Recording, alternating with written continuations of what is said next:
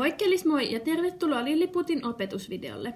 Tällä videolla me tehdään yhdessä tällaiset punotut rannekkeet. Nämä on kivat vaikka äitienpäivälahjaksi. Tätä ranneketta varten tarvitset tietenkin sakset, viivottimen, kynän, sitten lankaa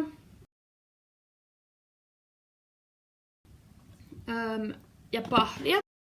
Ihan mikä tahansa pahvi, mitä löydät kotona, niin se varmasti toimii. Ja sitten mä oon vielä käyttänyt apuvälineenä mirkkuukoukkua, mutta myös neula käy apuvälineeksi tähän. Tämä ranneke tehdään tämmöisen pahvisen apuvälineen avulla, ja nyt mä näytän teille, miten se tehdään. Eli tarvitset pahvia. Mä oon käyttänyt ihan tällaista tyhjää maitotölkkiä, josta mä oon leikannut tämän yhden sivun pois. Ja nyt tästä mä piirrän mun juomapullon avulla tähän ympyrän.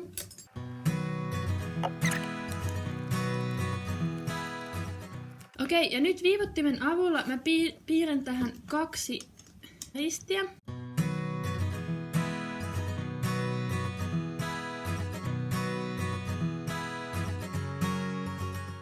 Ja nyt kun meillä on tää valmis kiekko, niin mä leikkaan saksilla tästä jokaisen viivan päästä pienen halkion, suunnilleen sentin mittaisen halkion tonne sisäänpäin.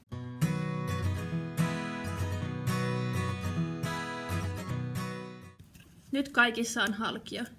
Ja sitten lopuksi vielä tuosta keskipisteestä, mistä kaikki viivat menee, niin siihen mä teen pienen reijän. Noin. Ja sitten kun siinä on pieni reikä, niin mä voin saksilla pyöritellä siitä isomman. Siitä ei kannata tehdä kauhean iso, koska muuten ne langat tulee tosta läpi. Eli näin, nyt meillä on tää työkalu valmis. Seuraavaksi mitataan langat tätä ranneketta varten. Mä oon mitannut itselleni yhden tällaisen langanpätkän. Tämä on noin 50 senttiä pitkä. Ja nyt tämän avulla mä mittaan 6 muuta samanmittaista lankaa. Tämän rannekkeen voi tehdä yksivärisenä niin, että käyttää vain yhtä väriä lankaa, tai sit voi käyttää useampaa. Eli tähän tulee tosiaan 7 tällaista lankaa, joten sä voit käyttää 7 eri väriä. Mä aion tänään käyttää tämän valkoisen lisäksi, mä aion laittaa 2 harmaata, 2 tällaista oranssia ja 2 pinkkiä.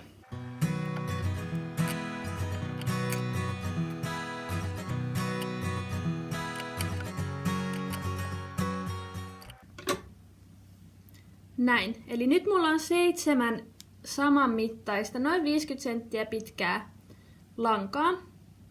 Ja sitten mä vielä katon täältä, että nämä langat on varmasti täältä toisesta päästä samassa tasossa. Sitten tähän tehdään solmu näihin lankoihin. Kannattaa jättää tänne päähän tämmönen noin 5 sentin mittainen häntä, jotta sulla on tilaa sitten solmia tää ranneke kiinni.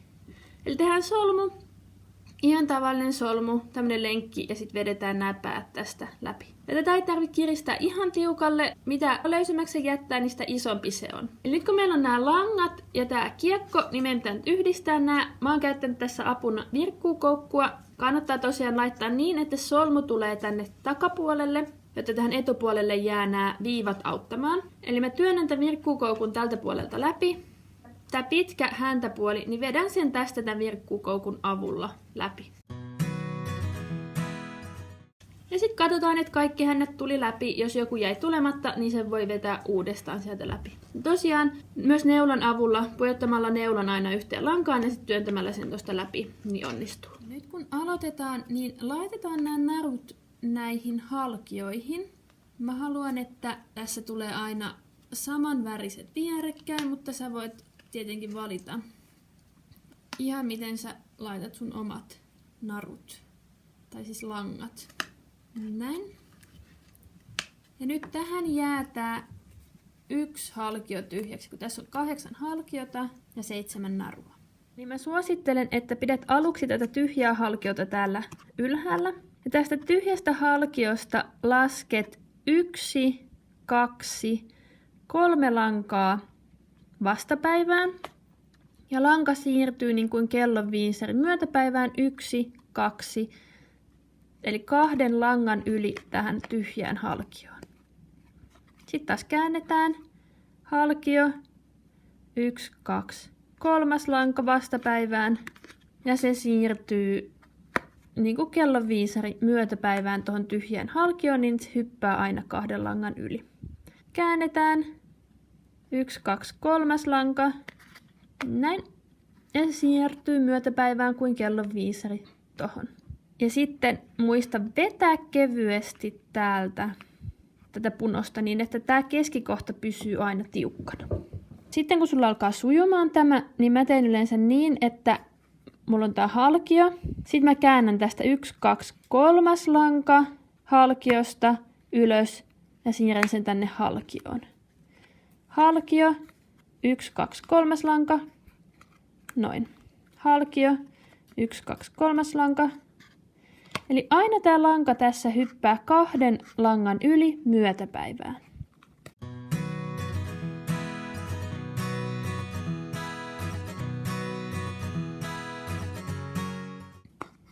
Sitten muista täällä nämä hännänpäät, langanpäät menee tämmöiseen aika solmuun, niin sitten aina välillä kannattaa vähän selvitellä niitä vetämällä tästä sormia läpi. Näin. Ja täältä kun me katsotaan, niin täältä alkaa jo tulla tätä punosta pikkasen näkyviin.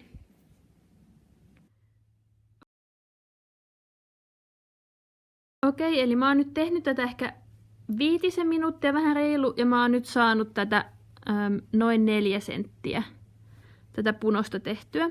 Mutta nyt mä oon päässyt kyllä ihan kivaan vauhtiin tämän kanssa. Tää on siitä kyllä kiva, että tätä voi tehdä ja tätä voi laittaa vaikka hyllyyn hetkeksi aikaa ja jatkaa vaikka seuraavana päivänä. Tässä pitää aina vaan muistaa, että sä katot missä tää halkio on ja sitten ensin vastapäivään lasket 1, 2, 3 ja se 3. lanka siirtyy 1, 2, 3 myötäpäivään.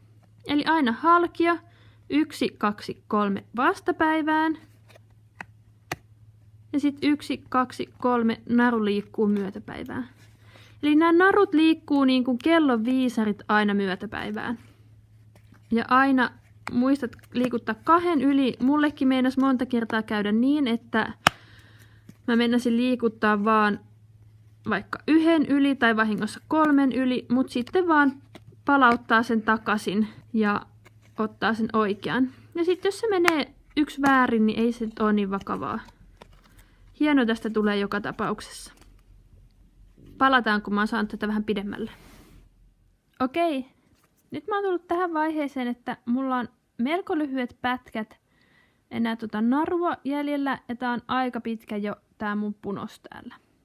Ja nyt seuraavaksi mä irrotan tän, eli mä vaan vedän nää kaikki langat tästä pois.